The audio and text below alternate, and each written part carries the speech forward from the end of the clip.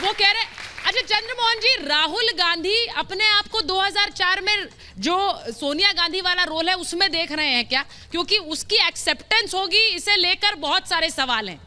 चंद्रमोहन जी, राहुल गांधी क्या देख रहे हैं, वो भाजपा ने बोला क्या दे रहे हैं। आज वही भाजपा है, वही राहुल गांधी है जिसके भाजपा के सारे नेता मजाक उड़ाते थे। आज अगर राहुल गांधी कहीं बोलते हैं तो पूरी भाजपा उसके ऊपर केंद्रित हो जाती है और उसके ऊपर राजनीति होती है। यह परिवर्तन हुआ है देश के अंदर। सबसे बड़ा परिवर्तन यह हो कि राहुल गांधी ने अगर एक मुद्दा छेड़ते हैं तो भाजपा के नेता, संतरी और मंत्री उसकी काट करने को आ जाते हैं, क्योंकि राहुल गांधी ने उन मुद्दों को छेड़ा जो नरेंद्र मोदी 2014 में छोड़ा थे। सुन लीजिए, बता देता हूं। देश के अंदर 15 प्रधानमंत्री आए, 14 चले गए। 100 लाख करोड़ रुपए का कर्जा दे रहा है आपको, वो नरेंद्र मोदी है, ये दिया है आपको। और बेरोजगारी के नाम पर आए थे, 15 लाख बेरोजगार को रोजगार देंगे। रोजगार का आंकड़ा आज तक दिया नहीं। महंगाई डैन क्या के नारा लेके आए थे, उसका आंकड़ा आज इनके पास है नहीं। और बहुत हुआ अत्याचार, नारी पे अत्याचार। नारी पे अत्याचार होता है, अपने मंत्री को बचाते हैं और पूरी की पूरी भाजपा बेशर्म होके, निर्लज होके महिला चिल्लाती रहती है और पूरी भाजपा अपनी मंत्री को बचाती रहती है। और मेरे देश के प्रधानमंत्री मूक बन के देखते हैं। क्या इसका खामियाजा राकेश जी आपको होगा? 2024 में तो चंद्रमोहन जी कह रहे हैं आपको खामियाजा इसका भुगतना होगा। नहीं, चंद्रमोहन जी ने एक बहुत अच्छी बात कही। उन्होंने कहा कि राहुल गांधी जब बोलते हैं तो उसके बाद सबको जवाब देना पड़ता है। सच्चाई यही है कि विदेशों में जब कोई जाता है तो ट्रांसलेटर नियुक्त करना पड़ता है उसकी भाषा को। राहुल गांधी नरेंद्र मोदी जी की तरह नहीं है जो जाके कहे कि 2014 से पहले देश ऐसा था, यहाँ कोई रहना नहीं चाहता था। गलत चिल्ली करना क्या? आप चिल्ली करना चाहते हैं क्या? ये तरीका ठीक नहीं होता। 9 साल के बाद आपको ये बताना है कि आपने क्या किया।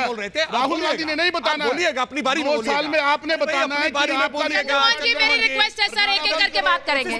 बात करो, Chandramohan ji, please do not let me intervene like this. Chandramohan ji, इस तरह से बात नहीं होगी सर, प्लीज बात करो। एक एक करके बात करिए प्लीज। थोड़ा एक सभ्य डिबेट हो रही है, एक एक करके बात करिए अपनी बारी में। आप अपनी बात कह चुके थे, मैंने आपकी। राकेश जी कंप्लीट करिए। देखिए, राहुल गांधी जी एक ऐसे इकलौते नेता हैं जिनके लिए विदेशों में केवल ट्रांसलेटर नहीं रखना पड़ता है, बल्कि विदेश में जो कुछ कहते हैं उसको समझाने के लिए भारत के भीतर कई ट्रांसलेटर रखने पड़ते हैं कि नहीं, राहुल जी के कहने का मतलब ये नहीं था, राहुल जी के कहने का मतलब वो नहीं था। यानी विदेश में कही गई राहुल गांधी की बात को कांग्रेस के मल्टीपल नेताओं को एक्सप्लेन करना पड़ता है। मैं अब प्रोफेसर आगे के पास एक मैं जल्दी से क्विक रिएक्शन सबसे ले लूं। चंद्रमोहन जी ऐसे नहीं, प्रोफेसर आगे के पास जा रही हूं। एक एक क्विक रिएक्शन सबसे लूंगी, उसके बाद वापस जनता के पास। तो इसका मतलब चंद्रमोहन जी, क्या मेरी आवाज नहीं आ पा रही है आप तक? क्या मेरी आवाज नहीं आ रही है? सब गेस्ट को एक एक रिएक्शन लेना, उसके बाद आगे बढ़ेंगे। सर प्लीज, मैं ऑडियंस से सवाल लूं उससे पहले प्रोफेसर आगे, ये जो नया एक फॉर्मूला आज आ गया कि भाई नाम तो अब तय नहीं होगा, पवार जी ने कह दिया, मतलब मैं मानकर चलूं कि विपक्ष ये मानकर चल रहा है कि 2024 में जब तक आंकड़े जीत के नहीं आते, कितनी सीटें किसके पास आई है, तब तक चेहरा तय नहीं होगा। देखिए सुचरिता, इसका कारण बहुत साफ है कि विपक्ष के पास कोई भी एक ऐसा चेहरा नहीं है जो पूरे राष्ट्र को एक संबोधित कर सके। यानी जिसकी, जब मैं कह रहा हूं कि राष्ट्र को संबोधित करने का मतलब, तो इसका मतलब कि पैन इंडियन कोई एक ऐसा चेहरा नहीं है जिस पर सबकी सहमति और स्वीकृति हो। दूसरी बात, ये स्वाभाविक है, यही कारण। दूसरी बात कि विपक्ष के पास कोई भी एक ऐसा नेता नहीं है जो नरेंद्र मोदी की मुकाबला कर सके।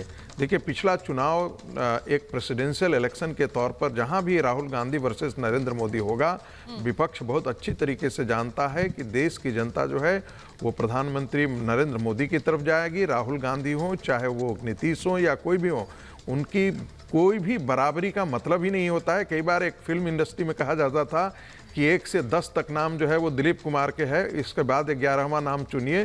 तो देश की राजनीति में आज की परिस्थिति वही है कि 1 से 10 तक जो नेता है सिर्फ और सिर्फ नरेंद्र मोदी हैं। उनके जैसा विजन का कोई भी व्यक्ति इस देश की राजनीति में फिलहाल तो नहीं है।